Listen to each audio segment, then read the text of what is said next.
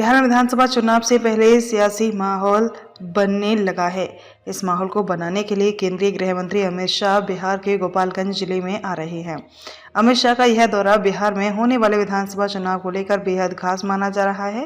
पटना पहुंचते ही अमित शाह एक्शन में नजर आएंगे।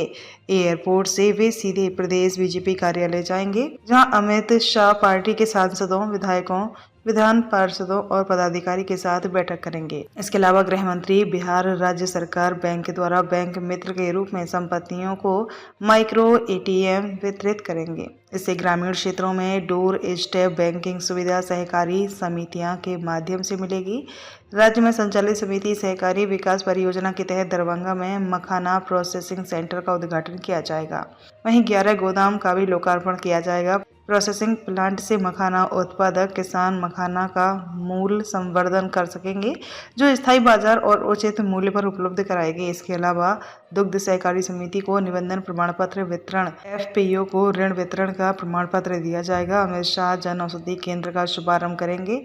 पीएम कृषक समृद्धि केंद्र का भी आगाज होने वाला है। इस दौरान गोपालगंज के सबैया एयरपोर्ट को लेकर भी ऐलान होने की संभावना है। गोपालगंज का सबैया एयरपोर्ट जिले के लोगों के लिए एक बड़ा मुद्दा रहा है। उड़ान योजना के तहत सबैया एयरपोर्ट से फ्लाइट शुरू करने की खबरें लंबे समय से चल रही हैं। हर बार यह कहा जाता है कि जल्द ही सबैया एयरपोर्ट से उड़ान सेवा शुरू कर दी जाएगी। हालांकि यह सुनते सुनते कई साल गुजर गए हैं। गोपालगंज के सबैया एयरपोर्ट से उड़ान सेवा को लेकर अब तक कोई ठोस डेडलाइन नहीं दी गई है। यह एयरपोर्ट इसलिए भी जरूरी है क्योंकि इससे सीवान, मोतिहारी जैसे इलाके के लोग आसानी से बड़े शहरों की फ्लाइट ले सकेंगे। ऐसे में अब जब अमित शाह बिहार के गोपालगंज आ रहे हैं तो इस एयरपोर्ट को लेकर ऐलान या वादा करने की उम्मीद है। हालांकि अमित शाह के लिए पूर्व निर्धारित कार्यक्रम में इस तरह के मुद्दों का जिक्र नहीं है। अमित शाह की ओर से दी गई जानकारी के मुताबिक 823 करोड़ की योजनाओं की सौगात देंगे। दरअसल बिहार में 243 सीट पर विधानसभा का चुनाव होना है। अक्टूबर-नवंबर में चुनाव प्रस्तावित हैं।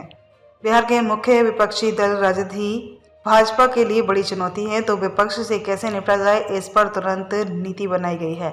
लेकिन एनडीए में 5 घटक दल हैं और सीट बंटवारा एनडीए के अंदर भी आसान नहीं है। लोकसभा चुनाव में जदयू और बीजेपी ने बराबर 12-12 सीटों पर जीत हासिल की है। ऐसे में जेडीयू की कोशिश जरूर होगी कि भाजपा के बराबर ही विधानसभा चुनाव में सीट मिले, लेकिन बीजेपी के तरफ से यह पूरी कोशिश होगी विधानसभा चुनाव में पार्टी बड़े भाई की भूमिका में हो। ऐसे में अमित शाह की नीतीश कुमार के साथ एनडीए नेताओं की बैठक महत्वपूर्ण है।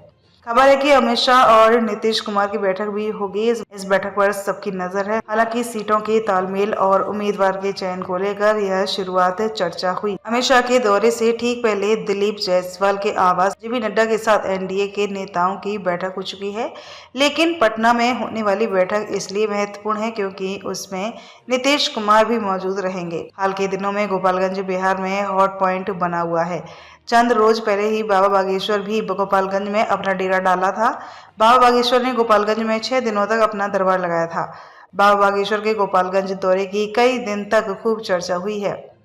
वहीं अमित शाह के दौरे की भी चर्चा होनी तय है। 30 मार्च को इसे चुनावी जनसभा में 1 लाख से अधिक कार्यकर्ताओं के जुटने का अनुमान है। करीब 50,000 कुर्सी की व्यवस्था की गई है।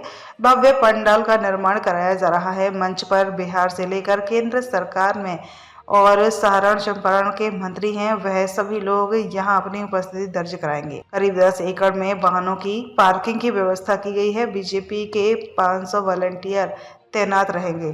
गोपालगंज बिहार की राजनीति में खास मायने रखता है क्योंकि राजद सुप्रीमो लालू प्रसाद और पूर्व मुख्यमंत्री राबड़ी देवी का गृह जिला है। इस कारण यह जिला हमेशा से ही चर्चा में रहा है। जिले के तटीय उत्तर प्रदेश के कुछ इलाका भी है जहां प्रभाव डाला जा सकता है। 1-2 मौकों को छोड़ दिया जाए तो गोपालगंज में एनडीए का दबाव रहा है। गोपालगंज और इसके आसपास बसे सिवान, छपरा, पूर्वी और पश्चिमी चंपारण में विधानसभा की 45 सीटें हैं, जिस पर अमित शाह निशाना साध सकते हैं। बता दें कि 1 महीना के अंदर प्रधानमंत्री नरेंद्र मोदी का भी कार्यक्रम है। प्रधानमंत्री भी अपने बिहार दौरे पर एयरपोर्ट, रोड सेक्टर की कई बड़ी योजनाओं की सौगात बिहार की जनता को देंगे।